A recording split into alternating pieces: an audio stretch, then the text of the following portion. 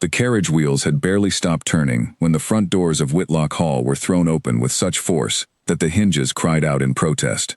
Baron Edmund Whitlock stood frozen at the top of the stairs, his hand still gripping a letter that had arrived only that morning, warning him of nothing, preparing him for nothing. Yet here was Duke Alaric Thornbury, stepping down from his carriage without waiting for his footman to open the door, his boots striking the gravel path with the impatience of a man who had already decided the outcome of this visit before it began. Edmund's heart pounded as he hurried down the steps, adjusting his coat, praying that his household would forgive him for being caught so unprepared. A duke did not visit a struggling baron unless something had gone terribly wrong, or unless something was about to be demanded. "Your Grace," Edmund said, bowing low enough that his back ached. "This is an unexpected honor. Had I known you intended to call, I would have—" "Spare me the apologies," Alaric said, cutting him off with a wave of his gloved hand. "I have not come for tea and pleasantries, Whitlock. I have come to settle something that should have been settled years ago." Edmund's stomach twisted. There were debts between their families, old debts, the kind that were rarely spoken of at dinner tables, but were never forgotten by the men who kept the ledgers. He had feared this day would come, though he had hoped it would come later, perhaps after his daughters were already married off to kinder men, men with softer eyes and gentler tempers. "Please," Edmund said, gesturing toward the entrance. "Let us discuss this inside, away from the wind."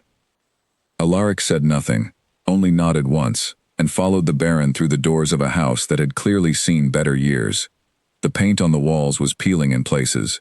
The curtains, though clean, were worn thin at the edges. It was the kind of home that tried very hard to look proud while quietly falling apart. They entered the drawing room, and Alaric's sharp eyes swept across the furniture, the faded rugs, the small cracks in the plaster near the ceiling. He said nothing about any of it, but Edmund could see the judgment forming behind those cold gray eyes, and it made him feel smaller than he had felt in years. "Sit, if you like," Edmund offered, though the Duke remained standing, his hands clasped behind his back. "I will stand," Alaric said. "This will not take long." Edmund swallowed hard. "Your Grace, whatever concerns you, I assure you, my family has always held the Thornbury name in the highest regard. If there is a matter of unpaid respect, or perhaps an old misunderstanding between our fathers—" "There is a debt," Alaric said simply, "one that has gone unpaid for far too long. My father made a promise before he died, and I intend to see it honored, whether it suits me or not." Edmund's mind raced through every possible explanation, every old rumor he had heard about disputes between the Whitlock and Thornbury families, disagreements over land, over old business dealings, over a scandal from decades past that had nearly destroyed both households.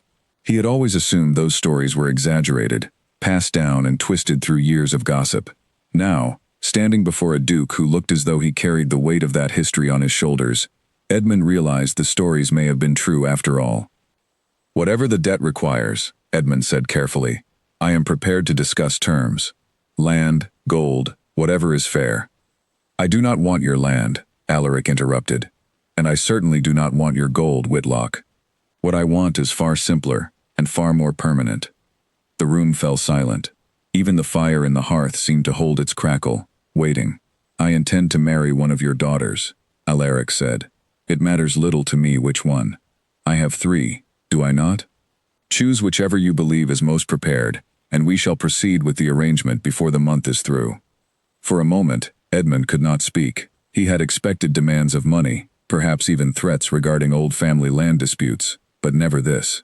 Marriage. A duke, standing in his drawing room, announcing his intention to marry one of his daughters, as though selecting a horse from a stable. "Your Grace," Edmund finally managed, "this is unexpected. May I ask what has brought you to such a decision?" "You may ask," Alaric said, "but I will not explain myself further than I already have. My father made a promise. I intend to keep it.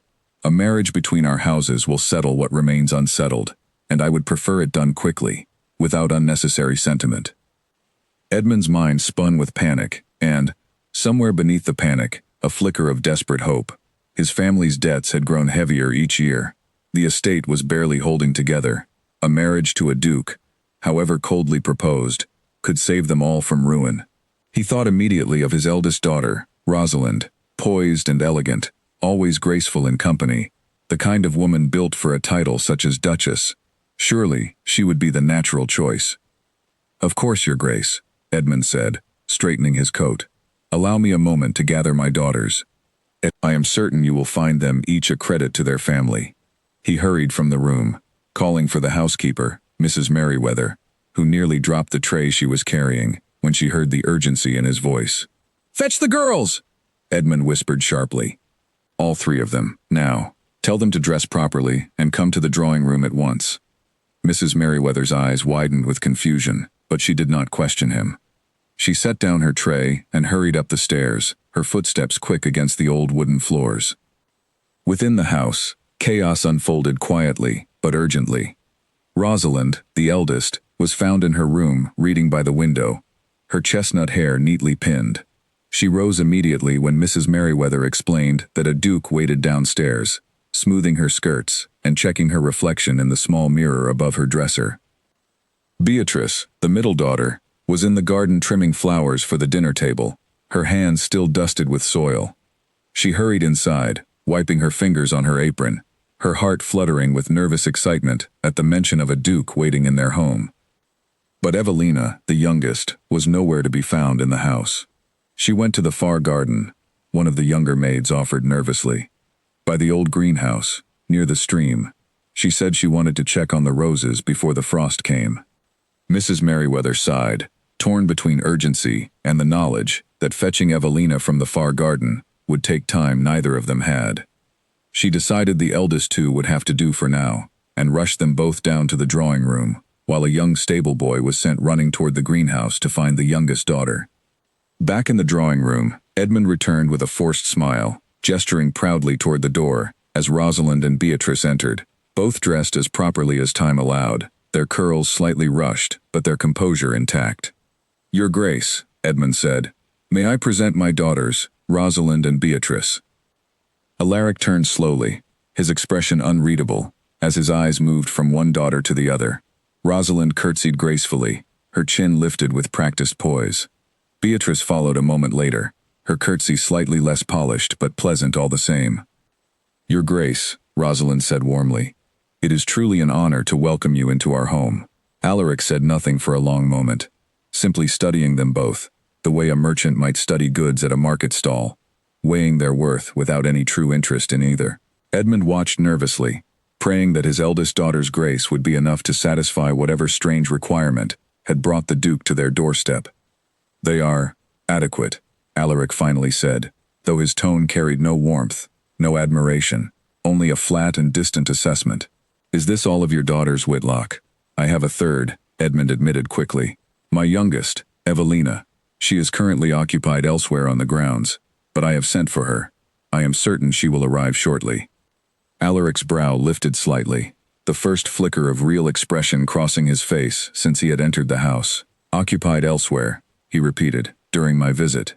"She did not know you were coming, Your Grace," Edmund said quickly, sensing the disapproval in the Duke's tone. "None of us did. I assure you, she is a well-mannered young woman, simply unaware of the importance of this moment." Alaric said nothing more, turning his attention back toward Rosalind and Beatrice, though his patience seemed to be thinning by the second. Rosalind, sensing an opportunity, stepped forward gracefully.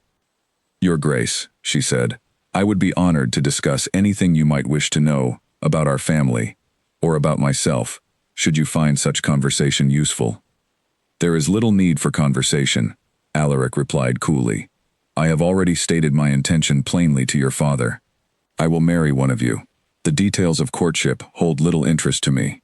Beatrice's cheeks flushed with embarrassment, though she tried to mask it with a polite smile. Rosalind, more composed, simply nodded, though even she could not fully hide the surprise at such bluntness.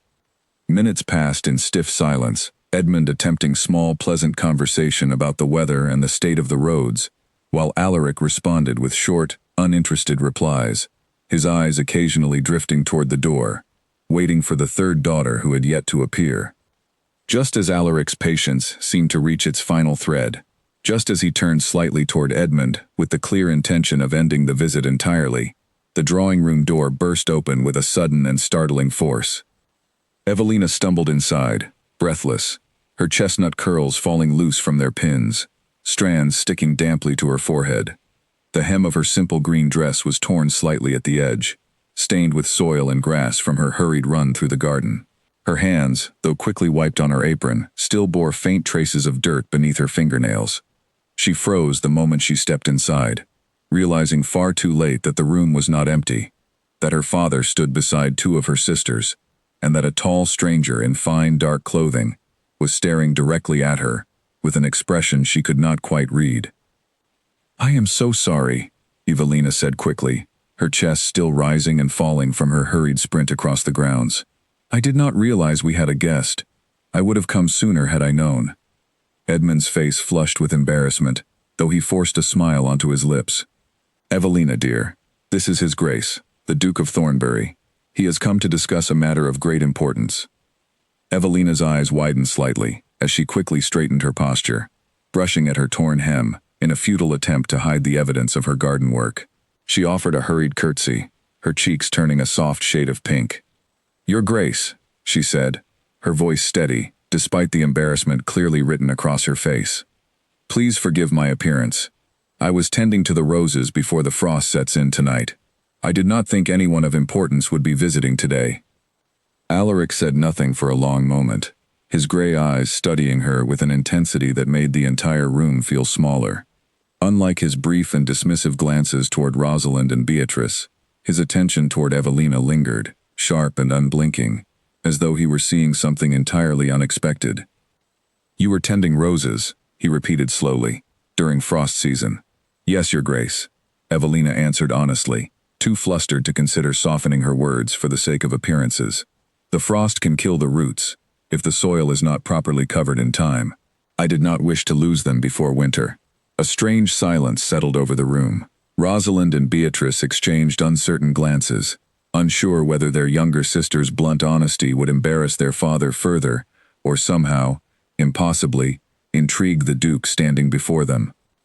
Edmund cleared his throat nervously. "Evelina, dear, perhaps you should freshen up before—" "There is no need," Alaric said suddenly, his voice cutting through the room with unexpected firmness. Every eye turned toward him. Even Evelina, still catching her breath, looked up with visible confusion.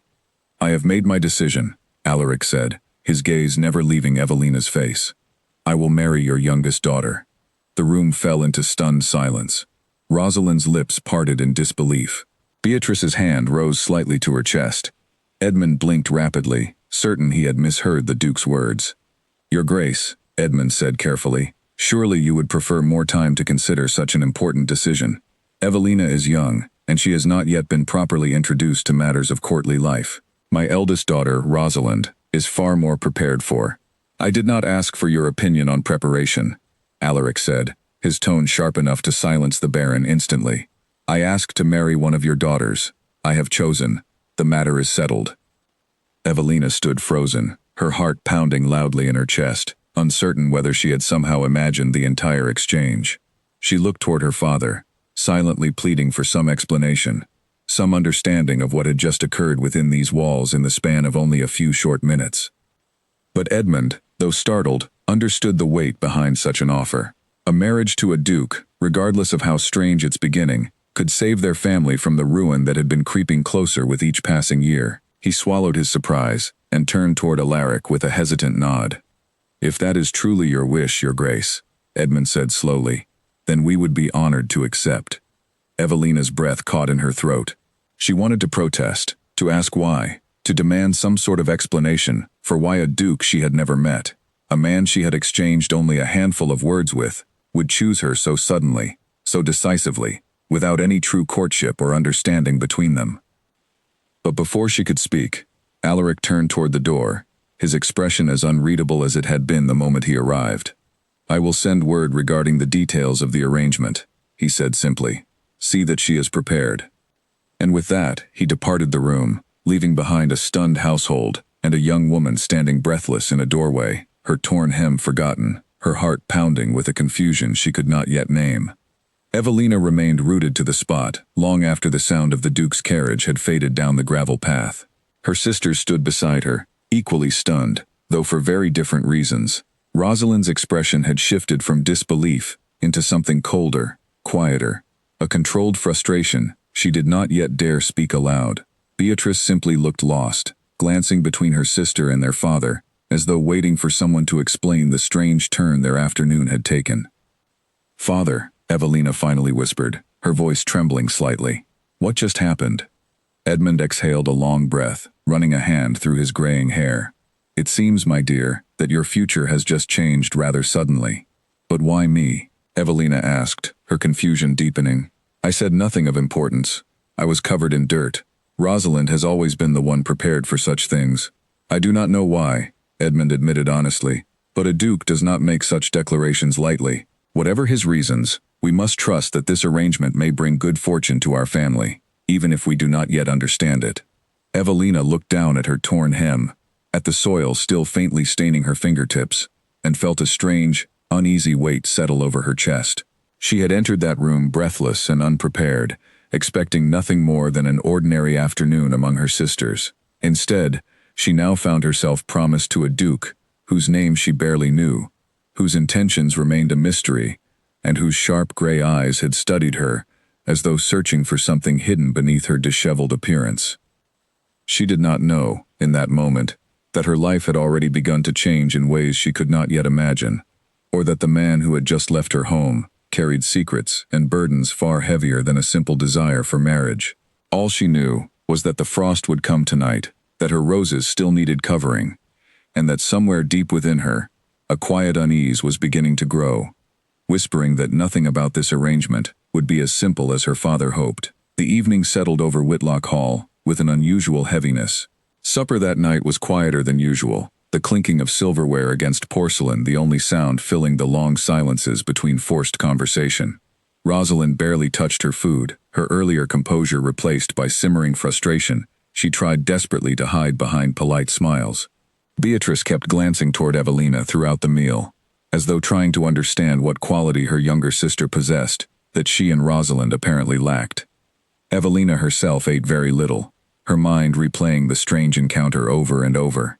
She thought of the Duke's cold gray eyes, the way his voice had carried such certainty, despite having barely exchanged a dozen words with her. She thought of her torn hem, her muddy hands, the embarrassment she had felt standing before a stranger of such high standing while looking anything but presentable.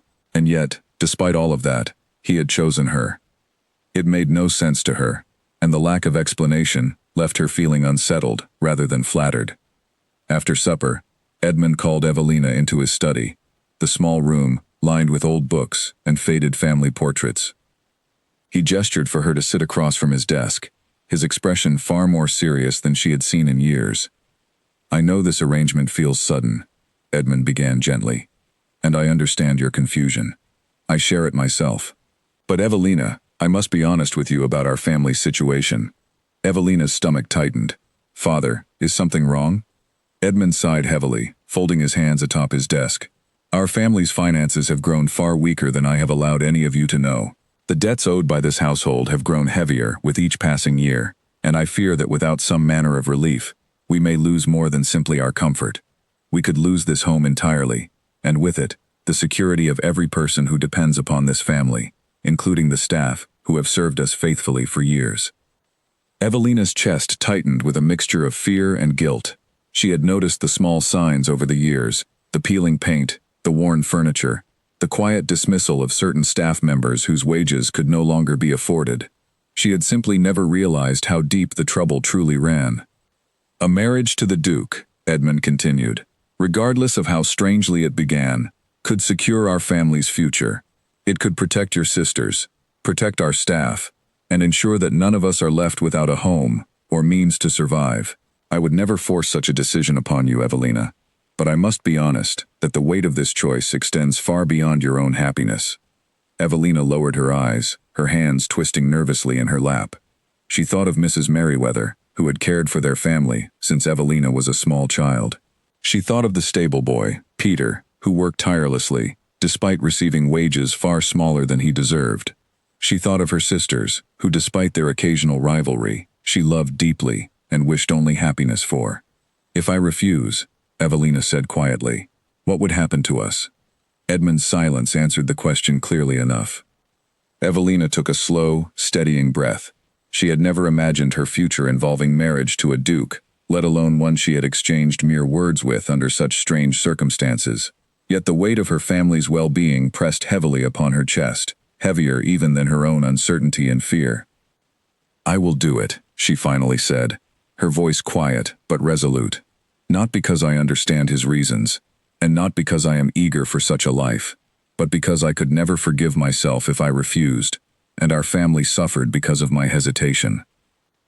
Edmund's eyes softened with visible relief, though guilt lingered beneath his gratitude. "Thank you, Evelina. I promise you, I will do everything within my power to ensure you are treated with the respect and kindness you deserve." Evelina nodded, though deep within her heart, uncertainty continued to churn. She rose from her seat and made her way toward her bedroom, her mind heavy with thoughts of the unfamiliar future awaiting her. As she passed by her window, she paused, glancing out toward the garden where her roses stood covered against the coming frost, fragile yet resilient beneath the darkening sky. She wondered, quietly, whether she too would need to learn how to survive beneath circumstances far colder than she had ever imagined, and whether the Duke who had chosen her so suddenly carried warmth hidden beneath his icy exterior, or whether she had simply agreed to spend her life beside a man as cold and distant as the frost creeping steadily across her garden. Little did she know, the true reasons behind the Duke's sudden decision ran far deeper than mere debts or family obligations, and the answers she sought would not come easily, nor would they come without challenges neither she nor the Duke could yet foresee. 3 weeks passed since the Duke's sudden visit, and Whitlock Hall had transformed into a flurry of quiet, anxious preparation. Seamstresses arrived to fit Evelina for a wedding gown far finer than anything she had ever worn, though the joy that should have accompanied such fittings felt strangely absent from the household. Evelina stood still, as pins were carefully placed along the fabric, her reflection in the tall mirror looking like a stranger dressed in silk and lace, someone entirely unfamiliar to the woman who spent her mornings tending roses and speaking freely with the stable hands. Rosalind had grown quieter in the weeks following the announcement, her earlier frustration settling into a cold, controlled distance. She rarely spoke to Evelina unless necessary, and when she did, her words carried a formality that stung far more than open anger might have. Beatrice, gentler by nature, tried to bridge the growing silence between her sisters, though even she could sense the tension simmering beneath the surface of their once close relationship. "You must be so excited," Beatrice said one afternoon, watching Evelina stare blankly out the window as the seamstress adjusted the hem of her gown. "A duchess, Evelina, can you imagine it?" "I cannot," Evelina admitted honestly. "I have tried, these past weeks, to imagine what my life will look like beside a man I barely know, in a home I have never seen, surrounded by people who will likely judge me for lacking the grace expected of someone in my new position. I confess, imagining it brings me very little comfort." Beatrice's smile faltered slightly. "Do you not think he might grow fond of you, in time? Perhaps his coldness during that first visit was simply nerves, or the weight of whatever obligation brought him here." "Perhaps," Evelina replied softly, though she did not truly believe it. She had received only 2 brief letters from Alaric since his visit, both formal in tone, outlining travel arrangements and expectations for the ceremony, with no personal warmth exchanged between the lines. She had hoped, foolishly perhaps, that some correspondence might reveal a softer side to the man who had chosen her so suddenly. Yet each letter left her feeling as though she were arranging a business transaction rather than preparing for a marriage. The wedding day arrived far sooner than Evelina felt prepared for. The morning was crisp and cold, frost clinging to the windows of Whitlock Hall as Mrs. Merriweather helped her into her gown, fastening the delicate buttons along her back with careful, practiced hands. "You look beautiful, my dear," Mrs. Merriweather said gently, though her eyes carried a quiet concern she did not voice aloud. "Thank you," Evelina whispered, staring at her reflection. The gown fit perfectly, the fabric shimmering softly in the morning light, yet she felt no excitement stirring within her chest, only a hollow nervousness that made her hands tremble slightly at her sides. The ceremony itself took place within the small chapel near Thornbury Manor, attended only by close family members, and a handful of witnesses required to make the union official. There were no grand celebrations, no joyous gatherings of friends or distant relatives eager to celebrate the union between 2 noble families. Instead, the chapel felt quiet, almost somber, the air thick with formality rather than affection. Alaric stood at the altar, dressed in dark, finely tailored clothing, his expression as unreadable as it had been during their first meeting. When Evelina approached, escorted by her father, Alaric's eyes met hers briefly, though no warmth softened his gaze, only the same sharp, assessing look she remembered from their initial encounter. The vows were spoken plainly, without embellishment, each word carrying the weight of obligation rather than devotion. When the priest pronounced them husband and wife, Alaric offered a brief, formal kiss upon her hand, rather than her lips, a gesture so distant it made Evelina's chest ache with quiet disappointment, though she was not entirely certain what she had expected instead. Following the ceremony, there was no lingering celebration. Alaric excused himself almost immediately to discuss travel arrangements with his staff, leaving Evelina standing awkwardly beside her family, uncertain of what to do or say in the strange, hollow aftermath of her own wedding. "Take care of yourself, my dear," Edmund said, embracing her tightly, his voice thick with emotion. "Write to us often. Promise me that." "I promise, Father," Evelina whispered, fighting back tears she refused to let fall in front of her new husband's household. Beatrice hugged her tightly, whispering words of encouragement, while Rosalind offered only a stiff, formal embrace, her eyes carefully avoiding Evelina's gaze. Though Evelina longed to mend the distance growing between her and her eldest sister, she understood that today was not the day for such conversations.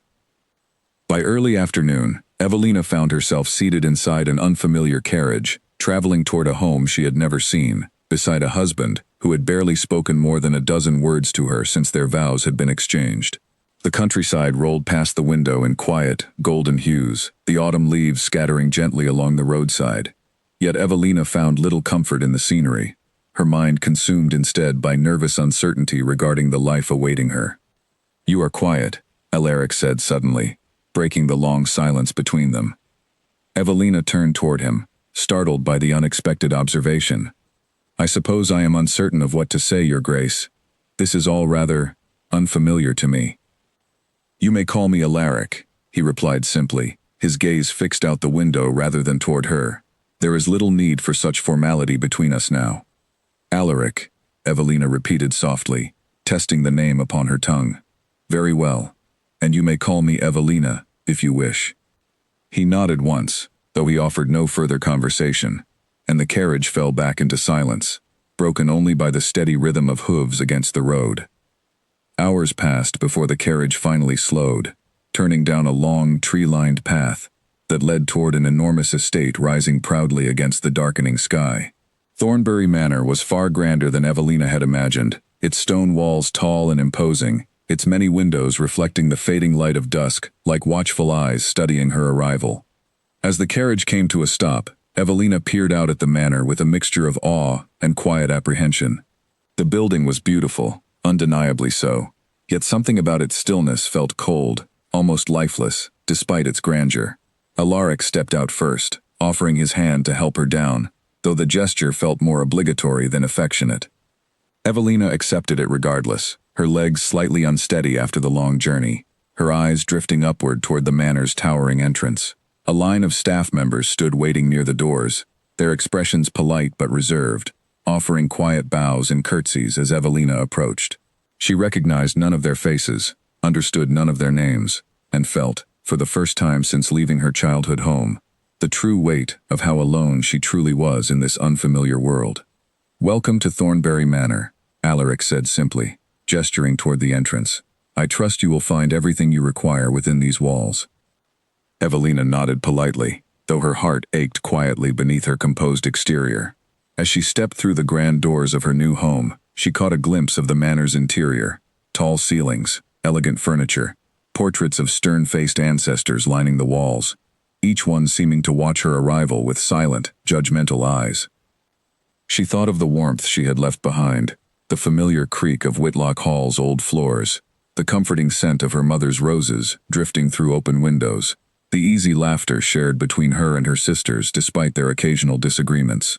None of that familiarity existed here, within these grand, silent halls, and Evelina felt, for the first time, the true isolation of her new life settling heavily upon her shoulders.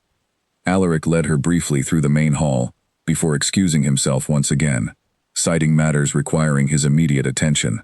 A stern-faced housekeeper, introduced simply as Mrs. Ashford, guided Evelina toward her private chambers, offering little conversation beyond basic instructions regarding the household's daily routines. Alone in her new bedroom that night, Evelina sat quietly upon the edge of an unfamiliar bed, staring at the tall windows overlooking the darkened gardens below. She thought of her family, miles away now, likely settling into their own beds within the familiar comfort of Whitlock Hall. She thought of her roses, wondering whether anyone remained to properly protect them from the coming frost.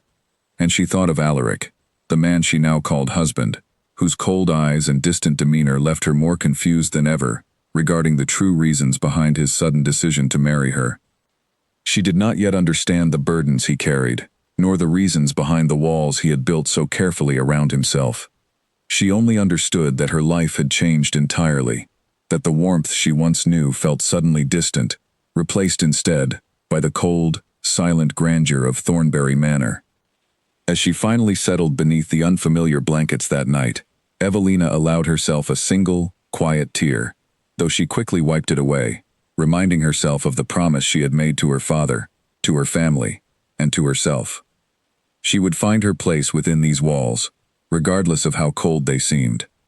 She would learn to navigate this unfamiliar world, regardless of how isolating it felt in these early, uncertain days, and perhaps, in time, she would come to understand the man she had married, the reasons behind his choice, and whether any warmth truly existed beneath his carefully guarded exterior. For now, however, she simply closed her eyes, exhausted from the long day, and allowed sleep to carry her away from the uncertainty pressing so heavily upon her heart, unaware that the coming days would reveal challenges far greater than simple loneliness within unfamiliar walls. Morning arrived at Thornbury Manor with a pale golden light spilling through the tall windows, though the beauty of the sunrise did little to ease the uncertainty settling in Evelina's chest as she woke in her unfamiliar chamber.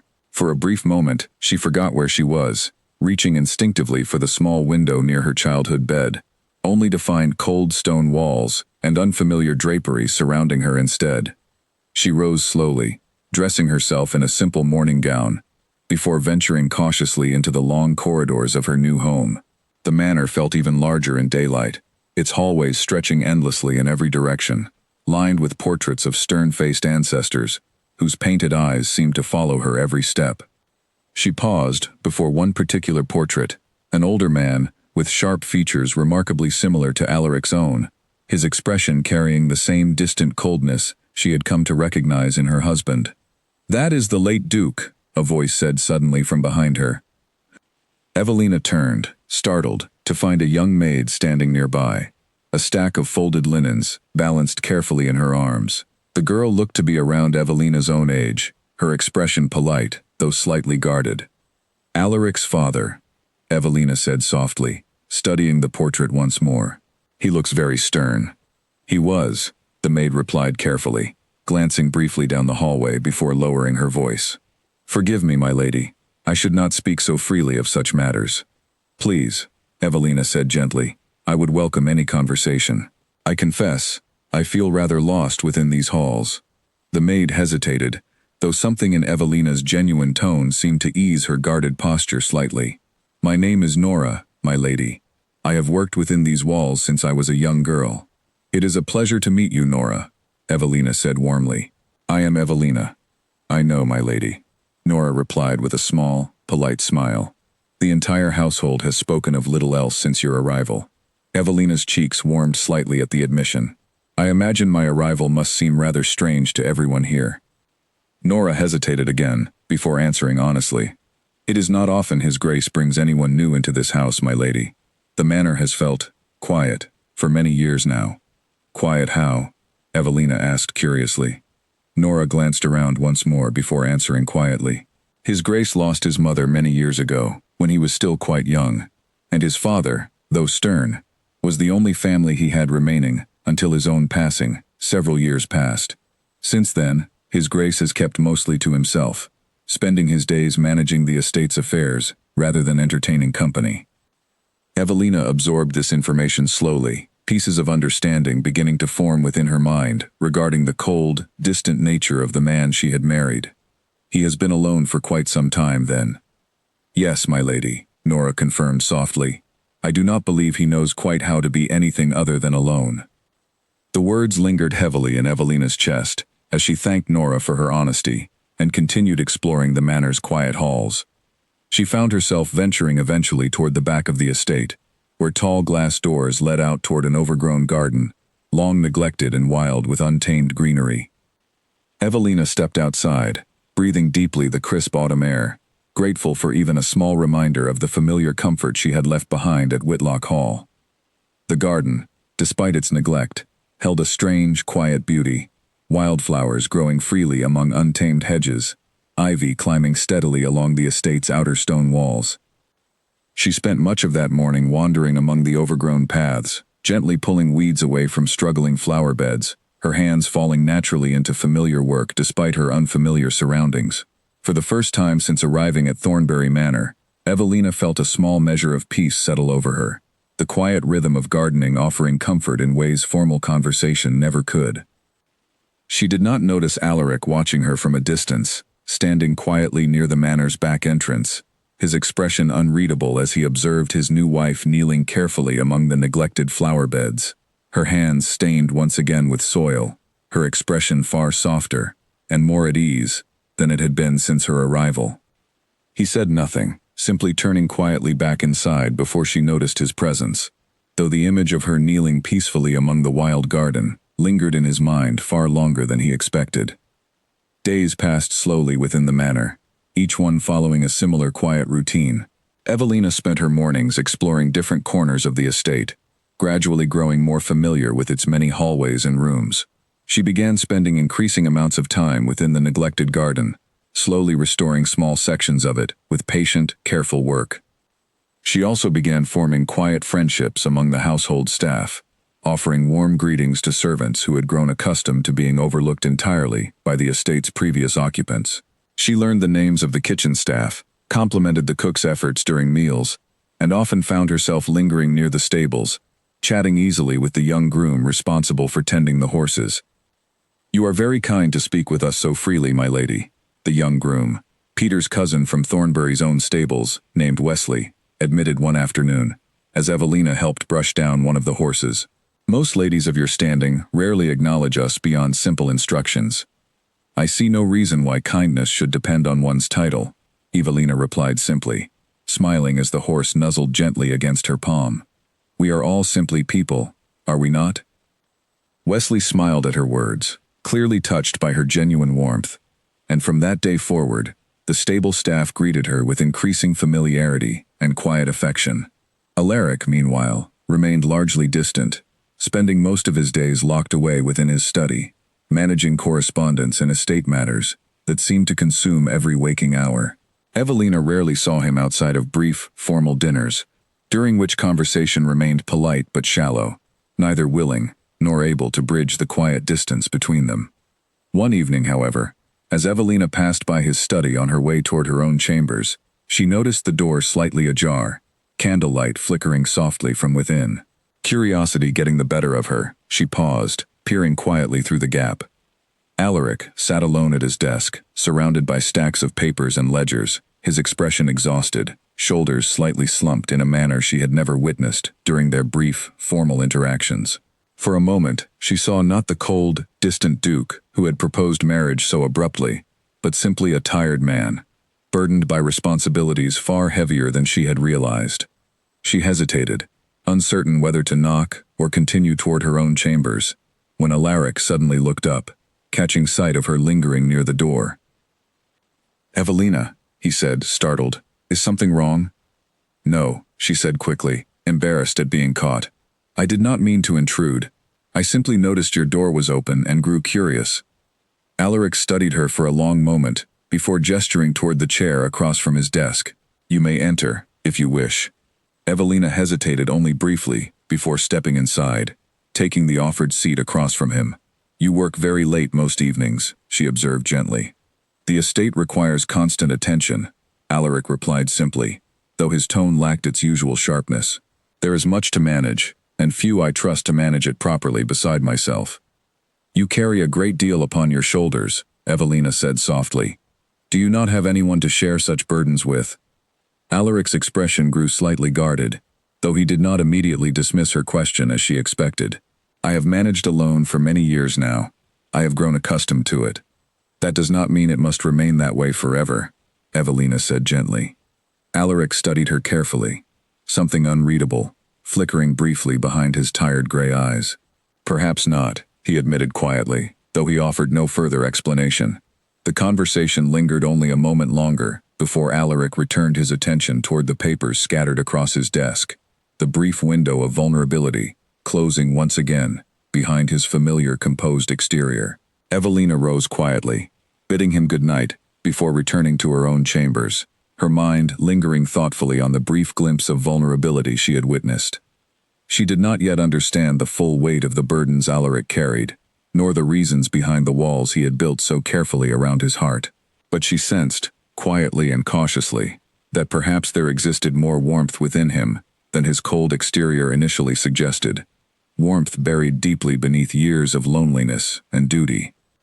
As she settled into her bed that night, Evelina found herself thinking not of the unfamiliar grandeur of Thornbury Manor, nor the quiet isolation she had felt since her arrival, but instead of the tired, burdened man she had glimpsed within his study, and the quiet hope stirring gently within her chest that perhaps, given time, she might come to understand him fully, and perhaps even find warmth within a marriage that had begun so coldly and so unexpectedly. Weeks turned into a month, and Evelina found herself gradually settling into the rhythms of Thornbury Manor, though the estate still felt far from the warm familiarity of her childhood home. The neglected garden behind the manor had begun to show signs of careful restoration, wild hedges trimmed into gentle shapes, flower beds cleared of weeds and replanted with fresh blooms, that Evelina tended with quiet devotion each morning.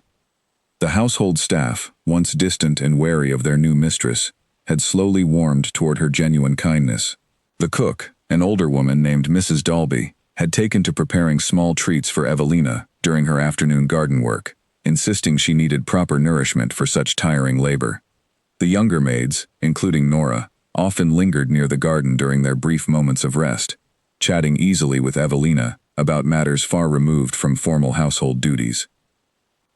Despite this growing warmth among the staff, Alaric remained largely unchanged, his days consumed almost entirely by estate matters, his evenings spent locked away within his study, long after Evelina retired to her own chambers. Their dinners together remained polite but distant, conversation rarely extending beyond brief remarks about the weather or estate happenings. Yet Evelina had noticed small changes beginning to emerge within her husband, subtle shifts she doubted he was even aware of himself. He occasionally lingered a moment longer during their dinners, his eyes drifting thoughtfully toward her before quickly returning to his plate. He had begun asking, however briefly, about her garden work, his tone carrying a curiosity he seemed almost embarrassed to admit. One particular afternoon, as Evelina knelt carefully among her restored flower beds, she noticed Alaric approaching from across the garden, his expression unusually hesitant. "Your Grace," she said, rising quickly and brushing soil from her hands. "I did not expect you to venture outside during daylight hours." "I find myself curious," Alaric admitted, his tone slightly awkward. "Regarding this garden you have spent so much time restoring." Evelina smiled softly, gesturing toward the newly bloomed flowers surrounding them. "It was quite neglected when I arrived. I simply could not bear to see such potential beauty left to wither away unnoticed." Alaric studied the garden carefully, his gaze lingering on the carefully restored flower beds, the neatly trimmed hedges, the small wooden bench Evelina had recently uncovered beneath years of overgrown ivy. "My mother once tended this garden," he said quietly, his voice carrying an unexpected softness, "before she passed." Evelina's chest tightened gently at the admission. "I did not know that." "Few do," Alaric admitted. "After her passing, my father had little interest in maintaining it. I suppose, over the years, it simply became easier to forget it existed entirely." "I am sorry," Evelina said softly, "for your loss, and for the years this garden spent forgotten." Alaric said nothing for a long moment, his eyes drifting across the restored blooms with an expression Evelina could not quite decipher. "You have brought it back to life," he finally said quietly, somehow, without even realizing the history buried within these walls. "I simply saw beauty worth saving," Evelina replied gently. "I did not know its history, but perhaps that makes its restoration all the more meaningful. Alaric's gaze shifted toward her, something unfamiliar softening behind his usually guarded expression. "Thank you," he said quietly, "for tending to something I had long since given up on." Evelina felt her cheeks warm slightly beneath his unexpected gratitude. "It was no trouble at all, Your Grace. I found comfort in the work." They stood together in comfortable silence for several moments, the quiet beauty of the restored garden surrounding them, before Alaric excused himself once again, returning toward his study, with a thoughtful expression Evelina had not seen upon his face before. That evening, during their usual quiet dinner, Alaric surprised her by initiating conversation far more personal than their usual polite exchanges. "Tell me about your childhood," he said suddenly, setting down his utensils. "At Whitlock Hall." Evelina blinked, momentarily surprised by the unexpected request. "There is not much of interest to tell. My sisters and I spent much of our time occupied with typical lessons, embroidery, music, proper etiquette. I confess, I found myself far more drawn toward the gardens than toward such formal lessons." "That much is evident," Alaric said, the faintest hint of amusement flickering behind his tone. Evelina smiled softly at the small joke. "My mother passed when I was quite young as well," she admitted quietly. "I do not remember her as clearly as I wish I did, though I remember she loved roses dearly. I suppose that is partly why I have always felt such comfort tending to gardens myself." Alaric's expression grew thoughtful. "We share more in common than I initially realized," he said quietly. "Perhaps we do," Evelina agreed softly. The conversation lingered a while longer. Small pieces of their pasts shared cautiously between them, neither pushing too deeply into painful memories, yet both offering small glimpses of vulnerability neither had shown the other since their sudden marriage began. As the days continued to pass, such moments of quiet connection grew slightly more frequent between them. Alaric began joining Evelina occasionally during her garden work, offering clumsy assistance with tasks he clearly had little experience performing, yet trying nonetheless. Evelina found herself laughing genuinely, for the first time since her arrival, teaching him gently how to properly prune rose bushes without damaging their delicate stems. "You are doing this all wrong," she teased one afternoon, guiding his hands carefully along the stem of a particularly stubborn rose bush. "I am a duke, not a gardener," Alaric replied dryly, though a small, reluctant smile tugged at the corner of his lips. "Even dukes must learn new skills occasionally," Evelina replied playfully. Alaric chuckled softly, an unfamiliar sound Evelina had never before heard escape his lips, yet one she found herself hoping to hear again. Despite these small, growing moments of warmth, Evelina remained acutely aware that mystery still lingered beneath her husband's guarded exterior. She often wondered about the true reasons behind his sudden decision to marry her so abruptly. The debt he had mentioned during his first visit to Whitlock Hall, the promise made by his late father that seemed to weigh so heavily upon him. She did not press him for answers, sensing instinctively that such matters required patience and trust neither of them had yet fully built between them. Instead, she focused on the small, quiet moments of connection growing steadily between them, hopeful that in time, the walls surrounding her husband's heart might continue to soften, revealing the truth she still did not fully understand.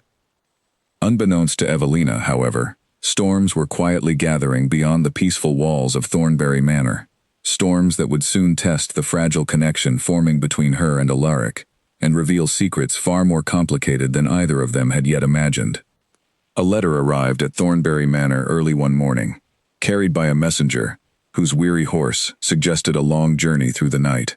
Mrs. Ashford delivered the sealed envelope directly to Alaric's study, her expression carrying a note of concern that Evelina noticed as she passed by the hallway on her way toward the garden. She thought little of it at first, continuing her morning routine among the flower beds, though a lingering unease settled quietly in her chest throughout the day.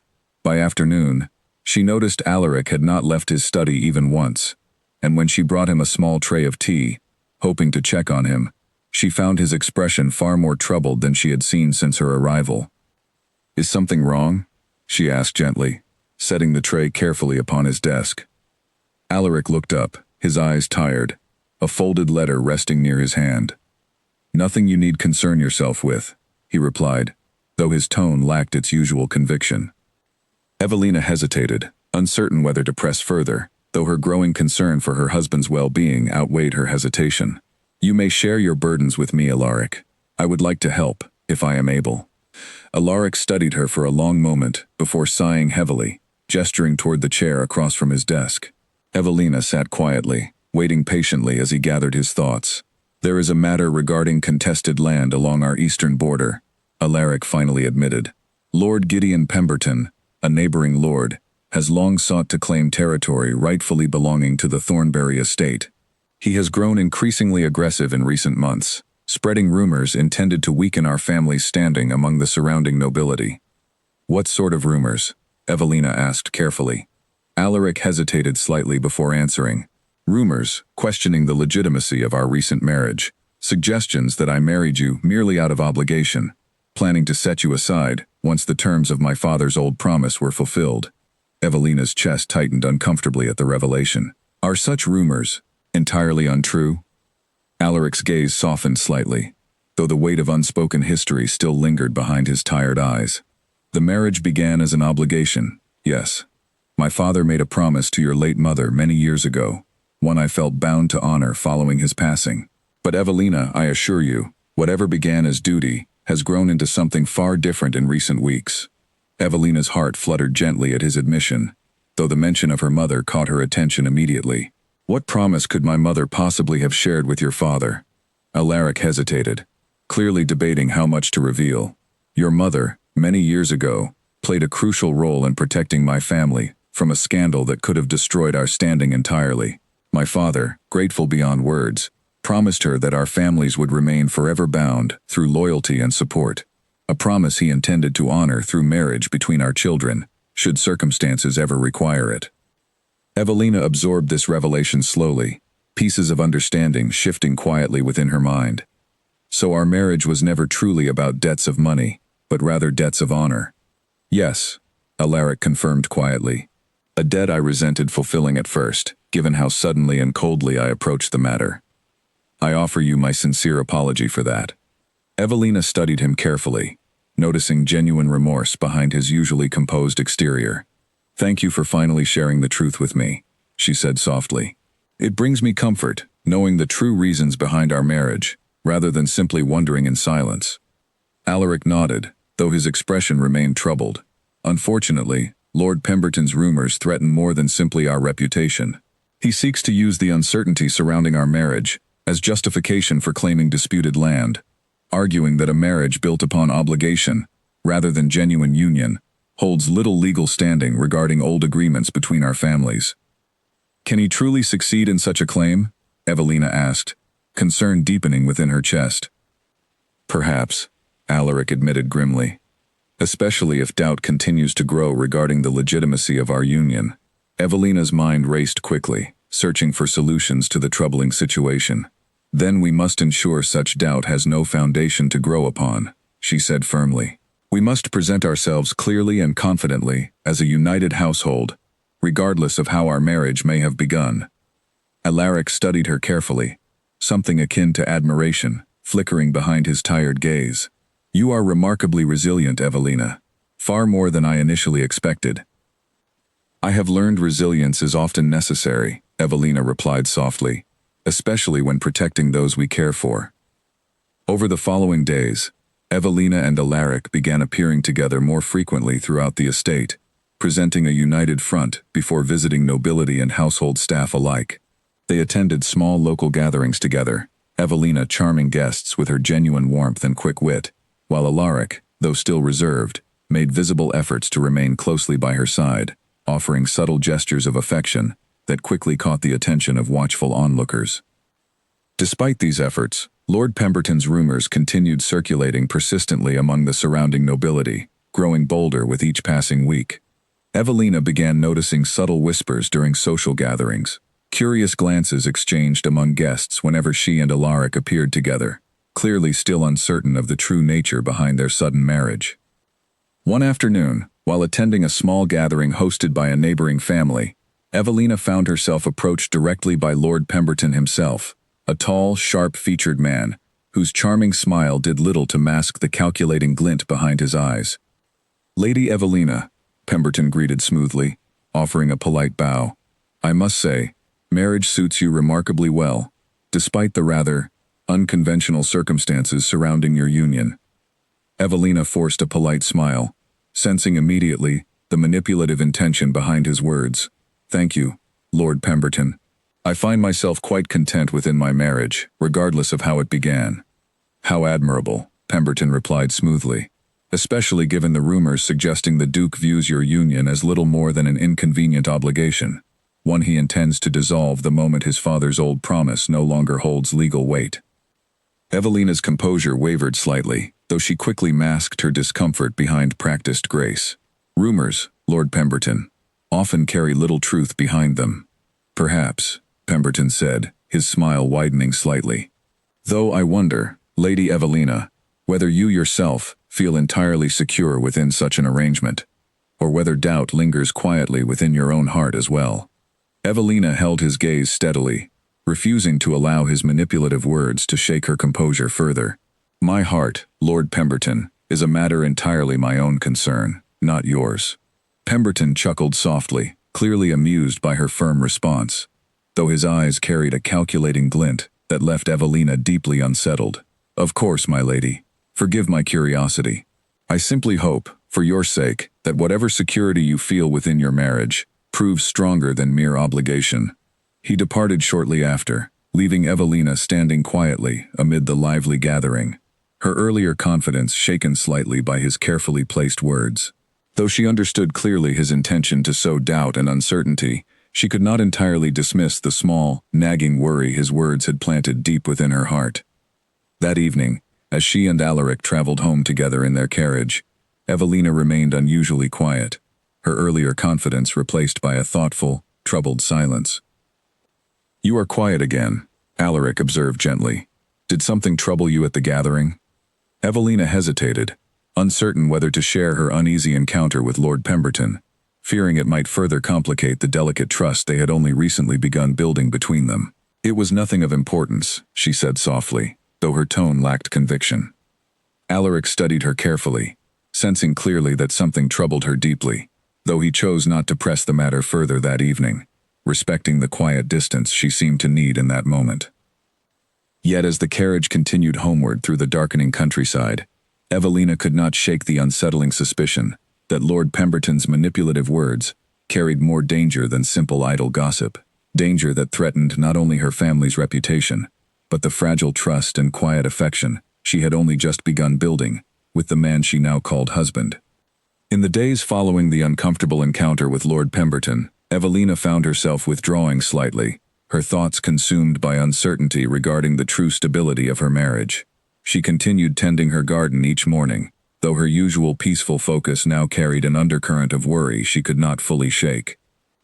Alaric noticed the subtle shift in her demeanor almost immediately, her responses during their dinners growing shorter, her smiles less frequent, her usual warmth replaced by a cautious distance he did not fully understand. He suspected something had occurred during the gathering they attended together, though Evelina remained reluctant to share the details, and he found himself unwilling to press her further, uncertain of how to bridge the sudden distance without causing additional discomfort. Meanwhile, Lord Pemberton's rumors continued spreading steadily among the surrounding nobility, growing bolder and more detailed with each passing week. Whispers began circulating, suggesting that Alaric had confided privately to close acquaintances his intention to seek an annulment once legal loopholes regarding his father's old promise were properly explored. Though entirely fabricated, the rumors carried enough believable detail to unsettle even those within Thornbury Manor's own household staff. Nora approached Evelina cautiously one morning, while helping her gather fresh blooms from the garden, her expression hesitant. My lady, forgive my boldness, but I must ask if you have heard the rumors circulating recently regarding your marriage. Evelina's hands paused briefly over a delicate rose bush before continuing her work, her expression carefully composed despite the sudden tightening in her chest. I have heard whispers, yes, though I have tried not to give them much weight. Of course, my lady, Nora said quickly, though her tone carried genuine concern. I only mention it because several among the staff have grown worried, fearing perhaps such rumors might carry some truth, given how suddenly your marriage began. Evelina forced a reassuring smile, though doubt continued gnawing quietly at her own heart. I appreciate your concern, Nora, truly. But I assure you, whatever the rumors suggest, my husband and I remain committed to our marriage.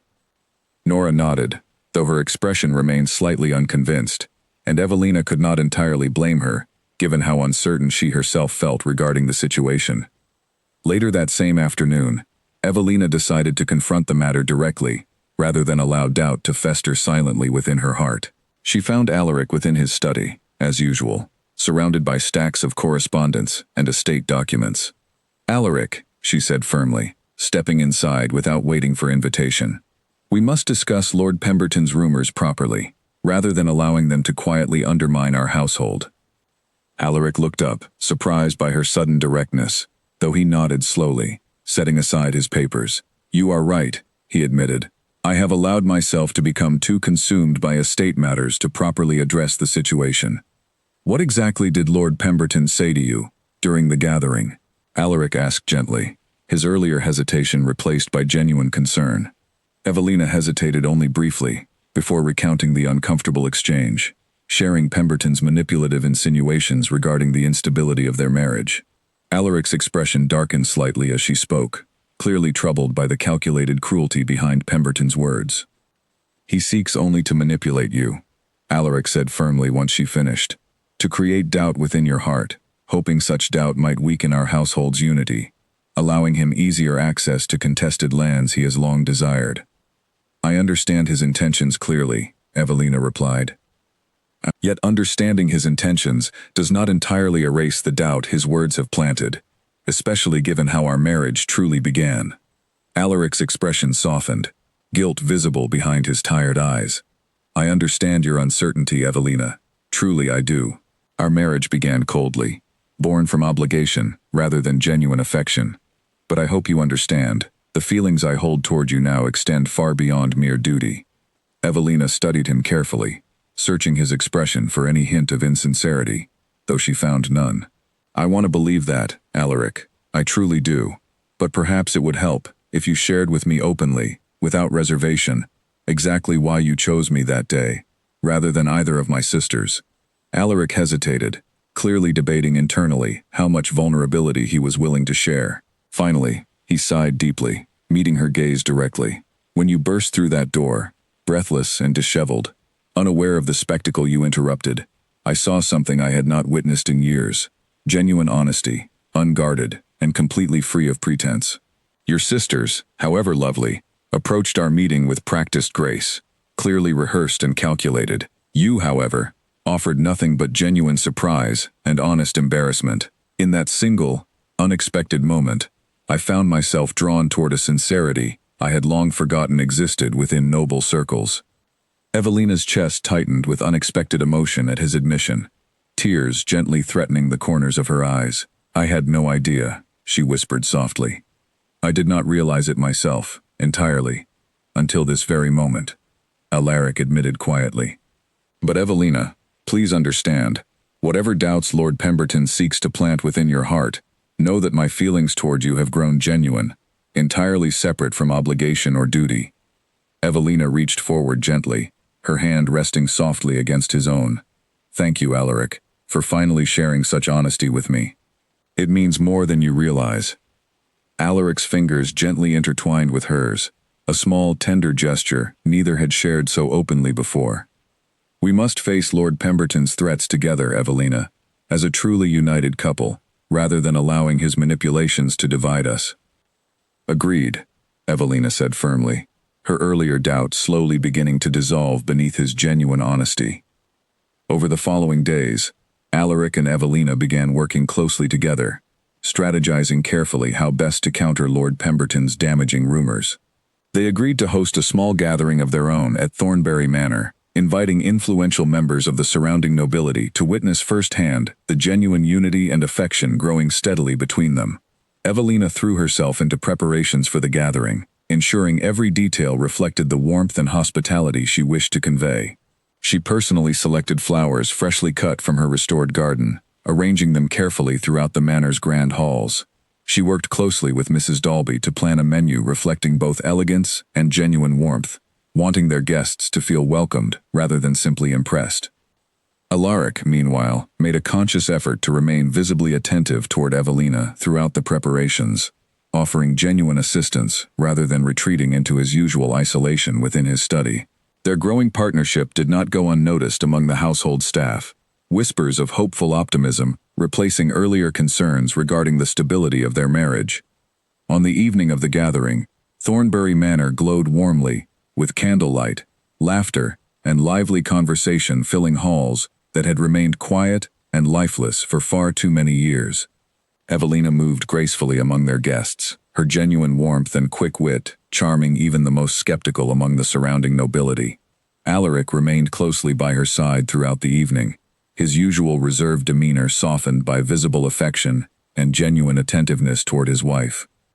Even Lord Pemberton, present among the invited guests, seemed visibly unsettled by the genuine unity displayed so openly between the couple. His earlier confident smirk replaced by quiet frustration, as his carefully planted rumors began crumbling beneath the undeniable warmth evident throughout the gathering. As the evening drew to a close, Evelina felt a renewed sense of hope and confidence settle gently within her heart.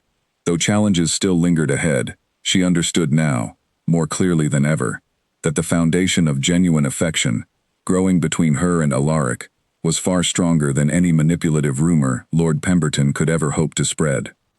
Yet even as their united front began successfully countering the damaging whispers threatening their household, neither Evelina nor Alaric realized that Lord Pemberton, frustrated by his failing schemes, would soon resort to far bolder and more dangerous tactics in his desperate pursuit of the contested lands he so greatly desired.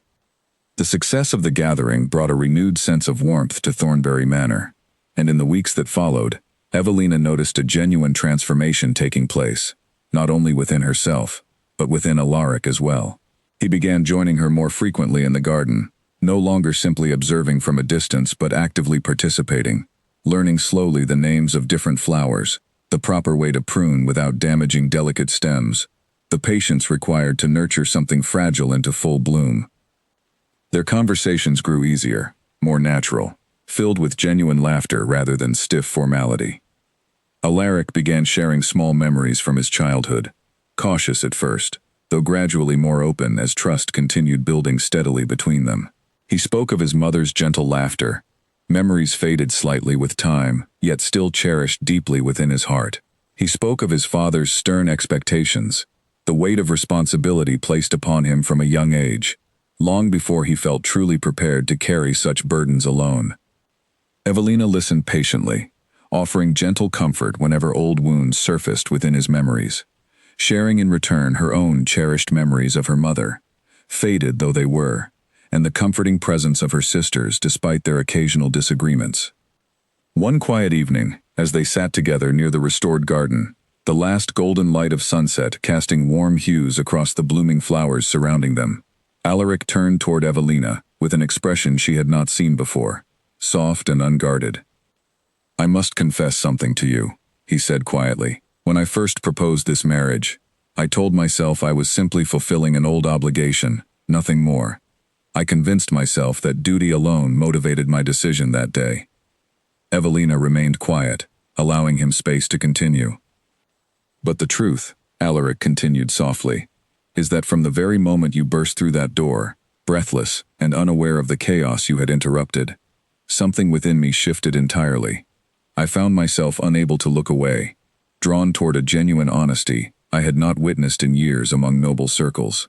I told myself it was merely curiosity, nothing more. Yet as the weeks have passed, I have come to realize my feelings run far deeper than mere curiosity or obligation." Evelina's heart fluttered gently within her chest, tears threatening the corners of her eyes, as she listened carefully to his heartfelt confession. "Alaric," she whispered softly, "I confess, I too find myself drawn toward feelings I did not expect when our marriage first began. What started as uncertainty and quiet fear has slowly transformed into genuine affection, deeper than I ever imagined possible, given how coldly our union first began." Alaric reached forward gently, his hand cupping her cheek softly, his gray eyes searching hers carefully. "I am deeply grateful, Evelina, that fate brought you into my life, however unconventional the circumstances. "As am I," Evelina whispered, leaning gently into his tender touch. Their quiet moment of vulnerability deepened the bond growing steadily between them, and from that evening forward, their marriage began transforming into something far different than the cold, obligatory arrangement it had once been. Genuine warmth and affection replaced formal distance. Laughter and gentle teasing filled halls that had once felt hollow and silent. And slowly, quietly, Thornbury Manor itself seemed to awaken from years of quiet isolation, embracing the warmth Evelina had brought so unexpectedly into its walls. Yet even as their bond deepened, Lord Pemberton continued watching from a careful distance, his earlier confident schemes crumbling steadily beneath the undeniable unity now evident between the Duke and his young wife. Frustrated by his failing attempts to sow doubt through rumor alone, Pemberton began quietly plotting a far bolder scheme, one that would directly threaten the very foundation of the household Evelina and Alaric had worked so hard to protect. Pemberton began meeting privately with several disgruntled tenants along the contested eastern border, tenants who had long felt neglected by the Thornbury estate due to years of insufficient attention during the late Duke's final, weakened years of leadership. Pemberton offered these tenants generous promises, financial relief, improved living conditions, protection from future hardship, provided they agreed to publicly declare their allegiance toward his own estate rather than remaining loyal to the Thornbury household. Word of Pemberton's manipulative dealings eventually reached Alaric through a trusted steward who had grown suspicious of increased activity along the disputed border. Alaric's expression grew grave as he shared the troubling news with Evelina one evening, within the privacy of their shared chambers. "Pemberton grows bolder," Alaric said grimly. "He seeks now to manipulate our own tenants, offering false promises in exchange for their loyalty, hoping perhaps to weaken our claim over the disputed lands entirely, through sheer numbers alone." Evelina's brow furrowed with concern. Surely, such manipulation cannot hold legal standing, regardless of how many tenants he manages to sway toward his cause. "Legal standing matters little," Alaric replied grimly. "If enough tenants publicly declare allegiance elsewhere, such declarations could complicate matters significantly before any official council overseeing land disputes." Evelina considered the troubling situation carefully before speaking. "Then, we must ensure our own tenants understand clearly the value of remaining loyal to our household, not through empty promises, but through genuine, lasting improvement to their own lives and circumstances." Alaric studied her thoughtfully, clearly intrigued by her suggestion. "What do you propose exactly?" "We must visit them ourselves," Evelina said firmly, "rather than relying solely upon stewards and formal correspondence. We should personally address their concerns, listen genuinely to their hardships, and offer meaningful solutions rather than empty reassurances." Alaric nodded slowly, admiration clear within his gaze. "A wise suggestion, Evelina. Let us begin preparations immediately." Over the following days, Alaric and Evelina traveled personally throughout the estate's eastern border, visiting tenants who had long felt overlooked and neglected. Evelina's genuine warmth and empathetic listening quickly earned the trust of many weary families, while Alaric, inspired by her example, began addressing practical concerns directly, promising necessary repairs to homes long neglected, fairer distribution of harvested resources, and increased communication between tenants and the estate's leadership moving forward. Their genuine efforts quickly began countering Pemberton's manipulative promises, tenants gradually reaffirming their loyalty toward the Thornbury household as trust and communication steadily improved. Pemberton, sensing his scheme unraveling before his very eyes, grew increasingly desperate, his earlier calculated patience replaced by reckless urgency. Evelina and Alaric, meanwhile, found their bond strengthening further through their shared efforts, working closely together toward a common goal, their mutual respect and genuine affection deepening steadily with each passing day. Though challenges still loomed ahead, threatening the stability they had worked so hard to build, Evelina felt increasingly confident that together, she and Alaric possessed the strength and unity necessary to overcome whatever schemes Lord Pemberton continued devising against them. Yet unaware to either of them, Pemberton's growing desperation would soon lead him toward a far more dangerous and reckless act, one that would test the true strength of their union in ways neither had yet imagined. Word arrived at Thornbury Manor early one morning that shook the household to its core. A messenger, breathless from his hurried ride, informed Alaric that a fire had broken out overnight within one of the grain stores along the estate's eastern border, destroying a significant portion of the harvest meant to sustain several tenant families throughout the coming winter months. Alaric's expression darkened considerably as he listened to the messenger's report, suspicion immediately forming within his mind regarding the true cause behind such a convenient and devastating incident. Was anyone harmed? Evelina asked quickly, concern evident in her voice as she joined Alaric near the entrance hall. Thankfully, no lives were lost, the messenger confirmed, though the damage to the grain stores is considerable. Several families now face significant hardship heading into the winter season. Alaric's jaw tightened with quiet anger. This is no mere accident, he said firmly, once the messenger departed. Lord Pemberton grows desperate, Evelina. I have little doubt his influence lies behind this convenient tragedy. Can we prove such involvement? Evelina asked carefully. Proof will be difficult, Alaric admitted grimly. Pemberton is far too clever to leave obvious evidence behind, yet the timing alone speaks volumes regarding his desperation. Evelina considered the troubling situation carefully. Regardless of proving his involvement, our immediate priority must be ensuring the affected families receive proper support through the winter months. We cannot allow innocent tenants to suffer, regardless of the political motivations behind this tragedy. Alaric nodded firmly, admiration clear within his gaze, despite the troubling circumstances. You are right, as always. Let us organize immediate relief efforts for the affected families. Over the following days, Alaric and Evelina worked tirelessly together, coordinating supplies from other areas of the estate to support the tenants affected by the devastating fire. Evelina personally visited each affected family, offering genuine comfort and reassurance, while Alaric ensured practical resources, food, blankets, and materials for rebuilding, reached those most in need as quickly as possible. Their combined efforts once again strengthened the loyalty and trust of their tenants, further weakening whatever remaining influence Lord Pemberton had hoped to establish through his manipulative schemes. Yet despite their success in managing the immediate crisis, Alaric remained deeply troubled, understanding clearly that Pemberton's willingness to resort to such reckless and dangerous tactics signaled a dangerous escalation in his desperate pursuit of the contested lands. We must find concrete proof of his involvement, Alaric said one evening, frustration evident in his tired voice.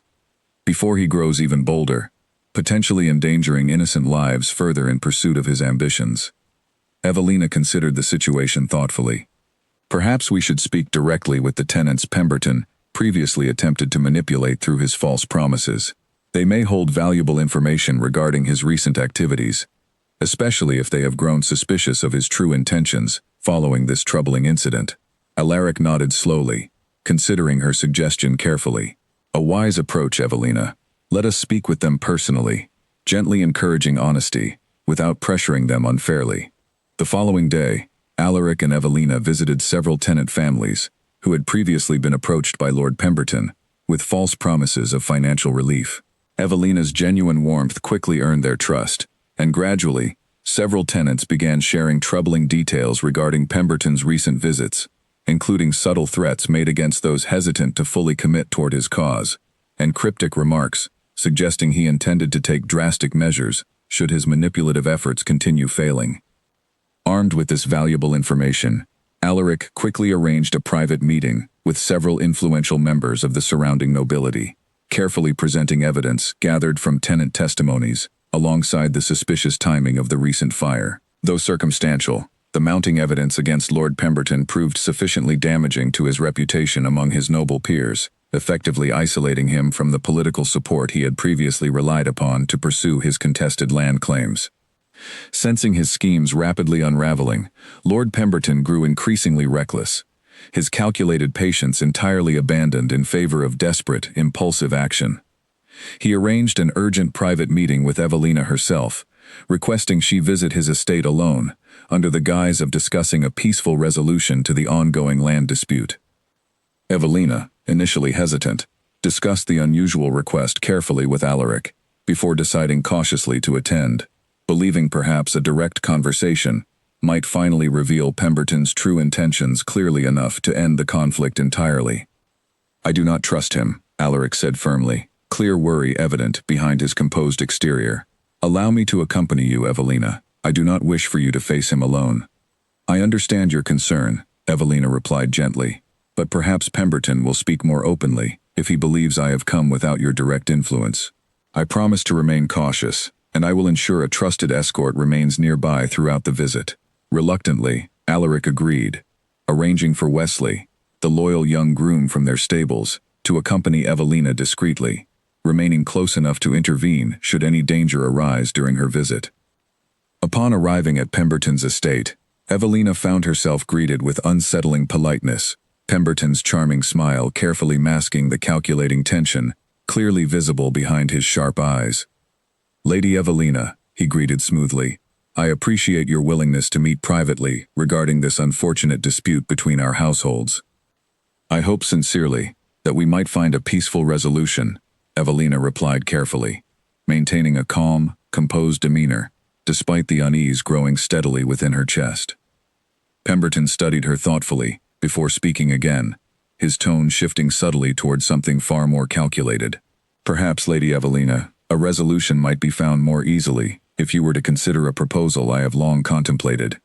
Evelina's brow furrowed slightly with confusion. "What sort of proposal do you mean?" Pemberton's smile widened slightly, though his eyes carried an unsettling intensity.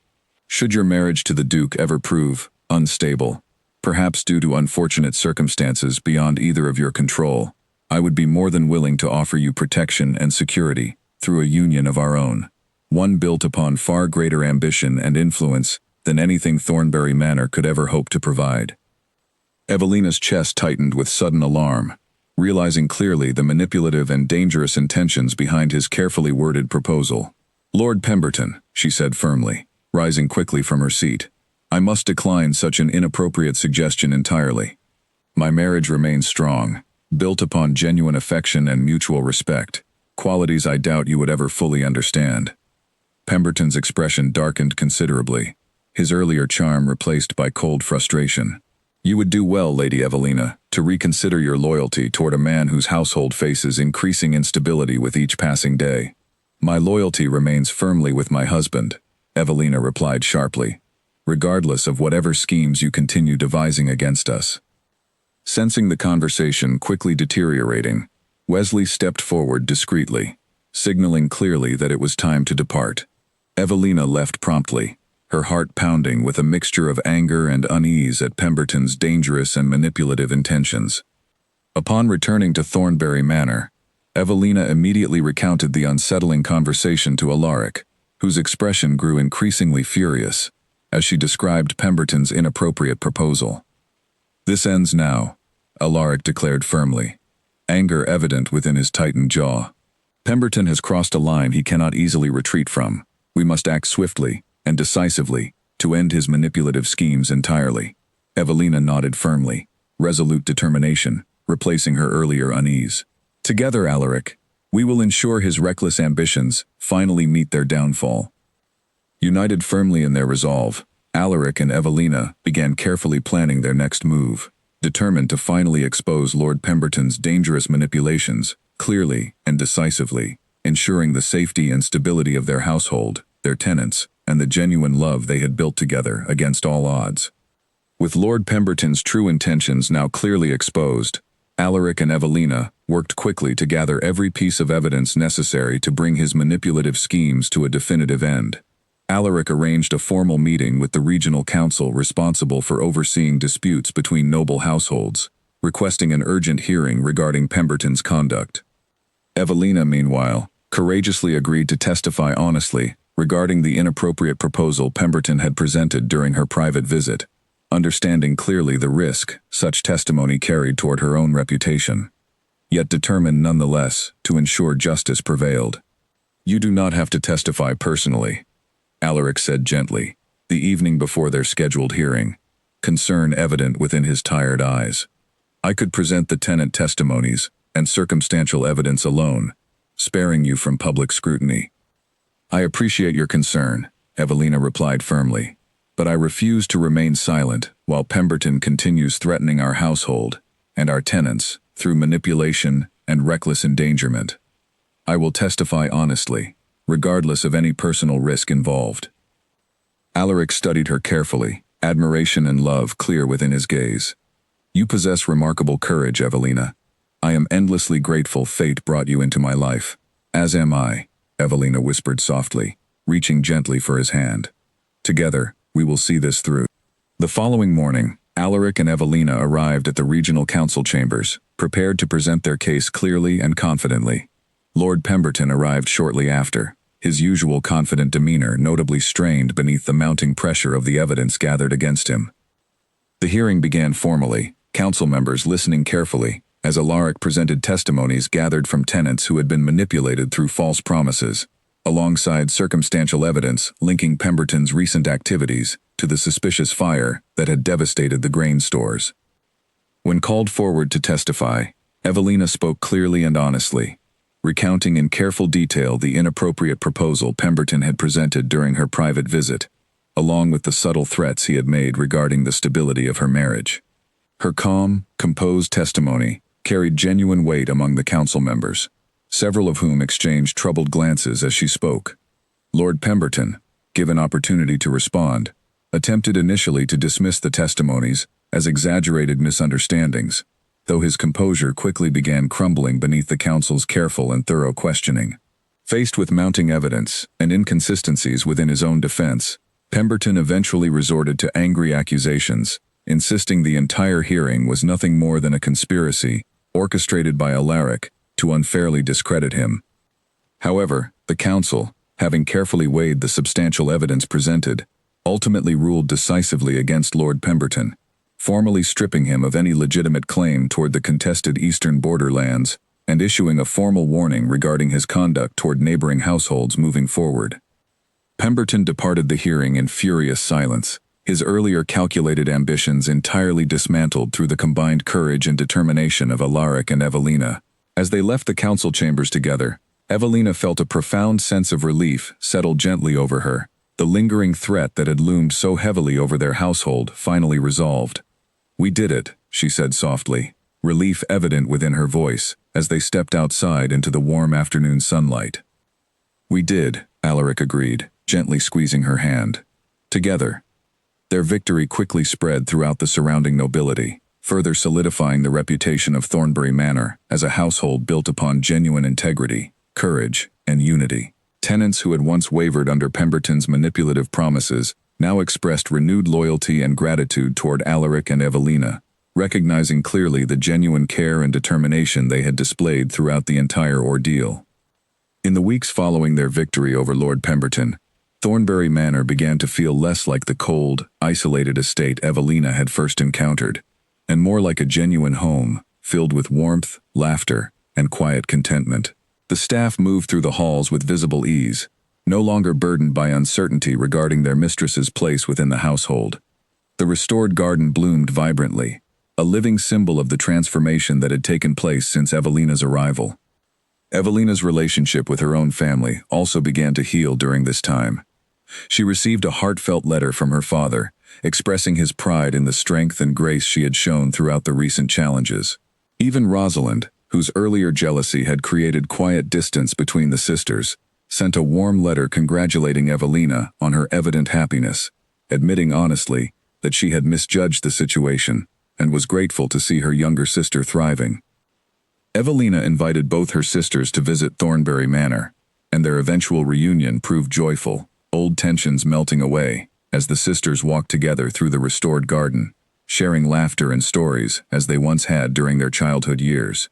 Beatrice marveled at the beauty Evelina had brought to the once neglected grounds, while Rosalind, watching her younger sister interact warmly with Alaric during dinner, finally understood the genuine happiness Evelina had found within her unexpected marriage. As autumn gave way to the first gentle signs of winter, Alaric and Evelina found themselves reflecting quietly one evening, beside the fire in their private chambers, the challenges of recent months finally behind them. "When I think back to that day I first arrived at Whitlock Hall," Alaric said softly, "declaring my intention to marry whichever daughter your father presented, I could never have imagined the journey that decision would lead us toward." "Nor could I," Evelina admitted with a gentle smile. "I remember feeling so afraid, so uncertain of what such a sudden marriage might bring. Yet now, looking back, I would not change a single moment of our journey together. Alaric reached gently for her hand, his gray eyes soft with genuine affection. You transformed not only this house, Evelina, but my own heart as well. I am endlessly grateful you walked through that door, late and breathless, exactly when you did. Evelina laughed softly at the memory, leaning gently against him. Perhaps my tendency toward lateness finally served a good purpose. Alaric chuckled warmly, pressing a gentle kiss against her forehead. Indeed it did, my love. Indeed it did.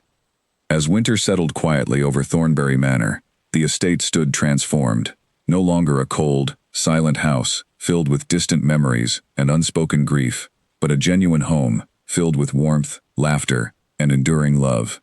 Evelina and Alaric, once bound together through obligation and duty, had built something far greater through patience, courage, and genuine understanding, a partnership strong enough to weather any storm, and a love deep enough to last a lifetime. Their story, which had begun so suddenly within the drawing room of Whitlock Hall, had become something neither of them could have ever predicted, proof that even the coldest beginnings could grow into the warmest of endings, given enough patience, honesty, and unwavering devotion toward one another. Spring arrived at Thornbury Manor, with a burst of color, unlike anything the estate had witnessed in many years. The garden Evelina had lovingly restored now stretched further than she had ever imagined possible, climbing roses winding gracefully along once bare stone walls, fresh blossoms filling the air with a sweetness that seemed to reach every corner of the estate. Word of the garden's beauty had spread throughout the surrounding countryside, and visitors often requested a brief walk through its winding paths whenever they called upon the household. With the formal ruling against Lord Pemberton now firmly settled, the eastern borderlands were officially confirmed as belonging permanently to the Thornbury estate. A small ceremony was arranged to mark the occasion, attended by representatives from the regional council, alongside many of the tenant families who had remained loyal throughout the difficult ordeal. Alaric addressed the gathered crowd with quiet sincerity, thanking them for their patience and continued trust, promising renewed investment in the well-being of every family living upon Thornbury land. Evelina stood proudly beside him throughout the ceremony, greeting familiar faces among the tenants, many of whom now considered her not simply their duchess, but a genuine friend who had walked among them during their hardship rather than remaining distant behind manor walls. Wesley, the loyal young groom who had accompanied her during the tense visit to Pemberton's estate, beamed with quiet pride as he watched the ceremony unfold, proud to have played even a small part in protecting the household he served. Following the ceremony, Alaric surprised Evelina with a quiet announcement of his own. "I have been considering," he said, guiding her gently toward the restored garden as the celebration continued behind them, "that our wedding, however necessary it felt at the time, was never truly a celebration of what exists between us now. I would like to correct that, if you are willing." Evelina turned toward him, curiosity and warmth blooming within her chest. "What do you have in mind?" "A small ceremony," Alaric said softly, "held here, within this very garden you brought back to life. No obligation, no old debts to settle, simply a renewal of vows spoken freely, between two people who have chosen each other completely." Evelina's eyes filled with gentle tears. "I would love nothing more." Preparations for the small ceremony began within days, though Evelina insisted on keeping the gathering intimate, wanting only those closest to her heart present for the occasion. Her father arrived first, embracing her tightly the moment he stepped down from his carriage, tears of pride visible in his eyes as he took in how radiant and confident his youngest daughter had become. Beatrice arrived soon after, practically bouncing with excitement, while Rosalind, her earlier jealousy long since replaced by genuine affection, brought with her a small bouquet of flowers gathered from the very gardens of Whitlock Hall, a gentle reminder of where Evelina's journey had first begun. On the chosen morning, the garden at Thornbury Manor had never looked lovelier.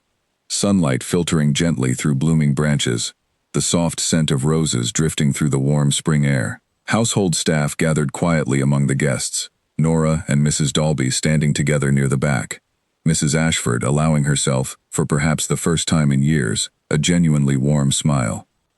Alaric stood waiting near the wooden bench Evelina had uncovered so many months earlier, beneath years of overgrown ivy, dressed simply, without the formal stiffness of their first wedding. His eyes lifted expectantly toward the garden entrance, waiting for his bride. Minutes passed, Guests began exchanging soft, knowing glances, small smiles tugging at the corners of their lips. Then, just as murmurs of gentle amusement began rippling quietly through the gathered guests, the garden gate swung open, and Evelina hurried through, her simple gown catching slightly on a low-hanging branch, her curls once again slipping loose from their careful pins, breathless laughter escaping her lips as she rushed toward the small gathering. "I am so sorry," she called out, her cheeks flushed with laughter rather than embarrassment this time. "I lost track of time, deadheading the roses near the far wall. I promise, it will not become a habit." Alaric's face broke into a wide, genuine smile. The kind of unguarded joy Evelina had only recently learned truly existed behind his once cold exterior. "Somehow," he said warmly, as she finally reached his side, breathless and glowing, "I would not have it any other way." The small crowd laughed warmly together, the tension of formality entirely absent from this second, far more joyful ceremony. As Alaric took her hands gently within his own, repeating vows this time filled with genuine love rather than obligation, Evelina felt an overwhelming sense of gratitude settle deeply within her heart. She thought of the frightened, uncertain young woman who had once stood breathless in the drawing room of Whitlock Hall, unaware that her life was about to change so completely. She thought of the cold, distant Duke who had first proposed marriage out of duty alone, and the warm, devoted man now standing before her, his gray eyes soft with genuine tenderness. She thought of the challenges they had faced together, the rumors, the manipulation, the quiet moments of doubt, and the steady, patient work required to transform obligation into genuine, lasting love. As they exchanged their final vows beneath the blooming garden she had brought back to life with her own two hands, Evelina realized that Thornbury Manor was no longer simply a grand, imposing house filled with portraits of distant ancestors. It had become, through patience, courage, and genuine devotion, a true home, filled with warmth, laughter, and enduring love. The small gathering celebrated late into the afternoon, laughter and joyful conversation filling the garden as household staff, tenants, and family members mingled freely together, a celebration built not upon grand formality, but upon genuine happiness and hard-earned unity. As evening approached and the golden light of sunset began settling gently over the estate, Alaric found Evelina standing quietly near her favorite corner of the garden, watching the last light dance across the blooming roses she had nurtured so lovingly since her arrival. "Any regrets?" he asked softly, stepping beside her. Evelina turned toward him, her smile warm and genuine. "Not a single one, though I confess, I never imagined my life would unfold quite this way, beginning with such a strange and sudden announcement." Alaric chuckled softly, wrapping his arm gently around her. "Nor did I, my love. Yet I find myself endlessly grateful that fate, quite unexpectedly, chose to bring you rushing through that door, late and breathless, exactly when it did." Evelina rested her head gently against his shoulder, watching the sun dip slowly behind the horizon, casting warm golden light across the garden they had built together, the home they had created together, and the love that had grown, patiently and genuinely, from the coldest of beginnings into the warmest and most enduring of endings.